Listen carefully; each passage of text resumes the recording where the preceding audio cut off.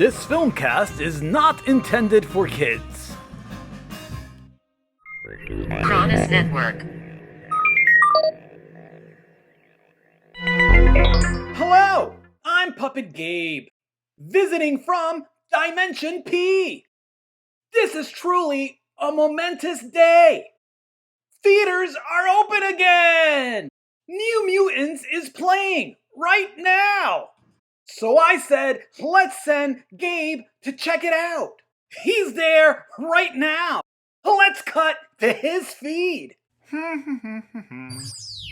Alright, so it's time to hit the theaters again.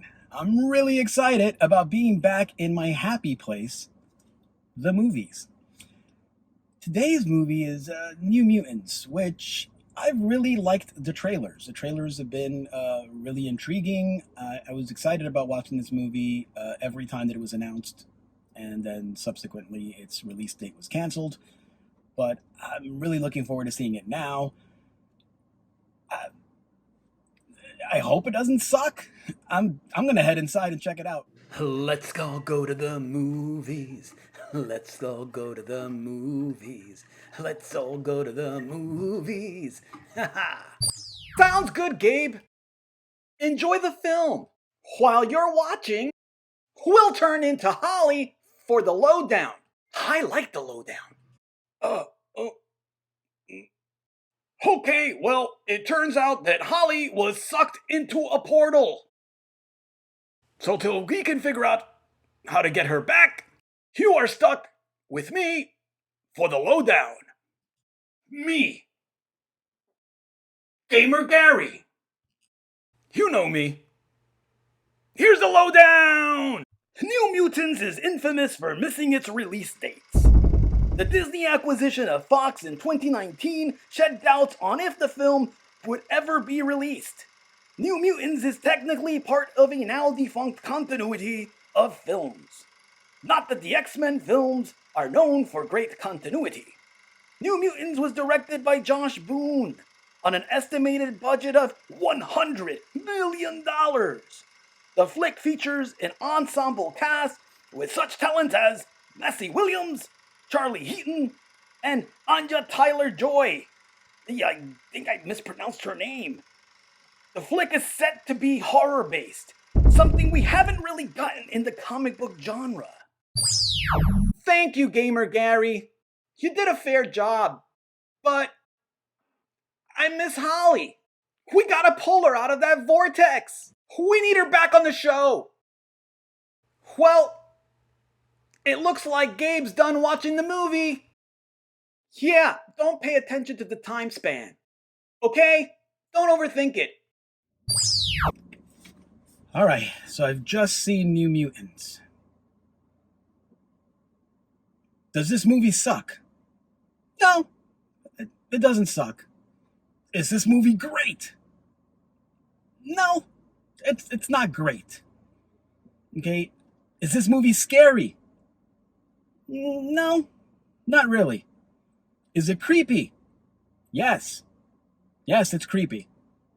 But it falls short of its horror promise, for sure. There's a lot to unpack with this film. There's some good stuff for sure. There's plenty of missed opportunities, and there's definitely some stuff that didn't work. What did work is the performances, for sure. I'll be talking about those because I really did like them. Everyone was solid, and some of the relationships between the characters were spot on.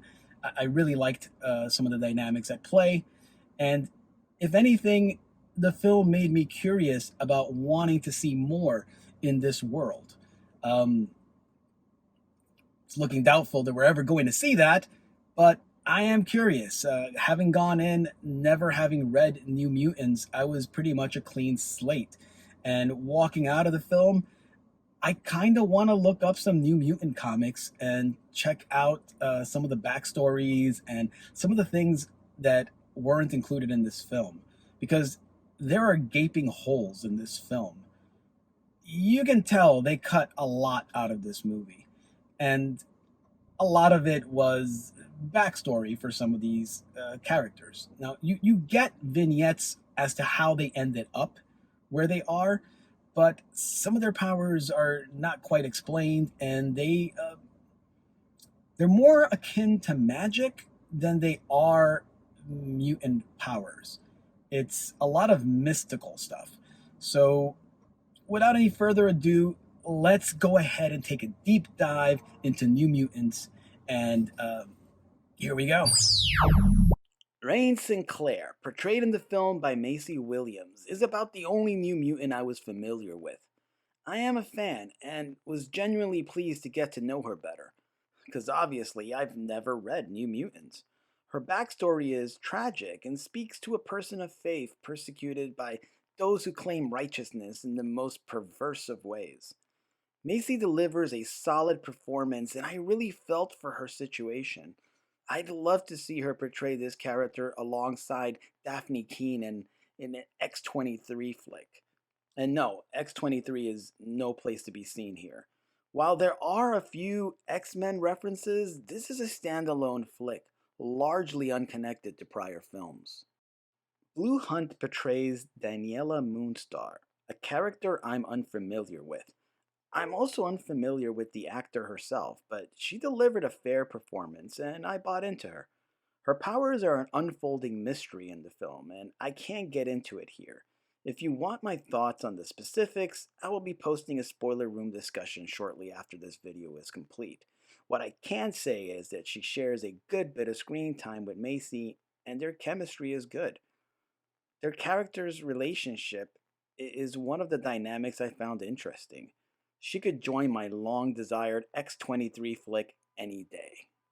That's one hell of a trio. Charlie Heaton is also in this flick. He portrays Sam Guthrie. I hope I pronounced that correct. An all around nice guy who, well, you guessed it, has a dark tragedy in his past.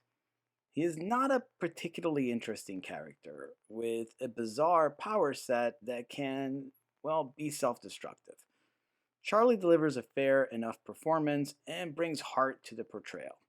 Henry Zaga plays Robert DeCosta. He is basically the a-hole jock type, but he has legit troubles and trauma. Unfortunately, the character is not all that interesting inside the context of this flick, and I I can't remember being particularly impressed by Henry's performance. Forgettable is a terrible label to place on an actor's efforts, but I honestly don't think it was his fault. Iliana Rasputin is one of those characters I recall from the comics, but not in any great detail. I do remember her awesome powers, and they are on display in this film. Granted, we don't get to understand them much, but I legit wanted to, because her backstory is the darkest and is what brings the horror in this tale. Anna Taylor-Joy kinda steals the show with her portrayal. She's charismatic, bitchy, interesting, and fun. I really enjoyed her performance. I will honestly be looking up this character in the comics because I want to know more. Cecilia Reyes is a character I have some recollection of in association with X-Men comics, but it's a bit fuzzy. I do know Alice Braga delivers a personification here that is an interesting obstacle for the New Mutants. Her powers can be protective, shielding, but also confining and suffocating. Let's talk about the film as a whole. The flick is not terribly long, and it feels like there is plenty missing, either edited out or purposefully left unresolved in order to fuel a new franchise. I think this could have worked better than it ultimately did, but I would have liked to have seen these characters populate more adventures. So, in a sense, the film left me wanting more. Only it's not because what I got was so good, but rather it's because I didn't get much and there was potential here. Nothing about the film particularly stands out. It's not scary, though it is for sure structured like a horror movie. It does, however, deliver sadistic creepiness. There are some truly dark moments. Ultimately, the flick it's above average, but falls short of being a good film. It's about a 6.5.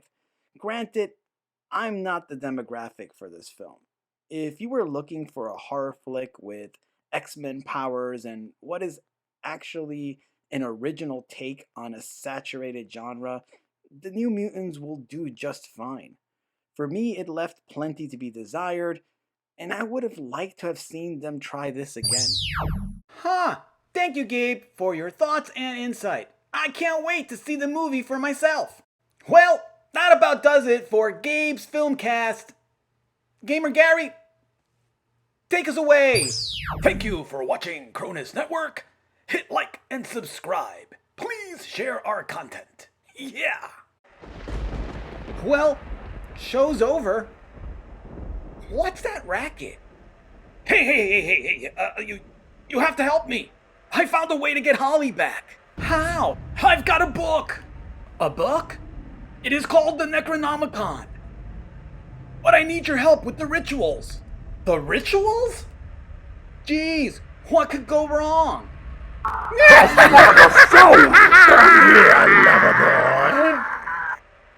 Gabe's FilmCast does not support the occult.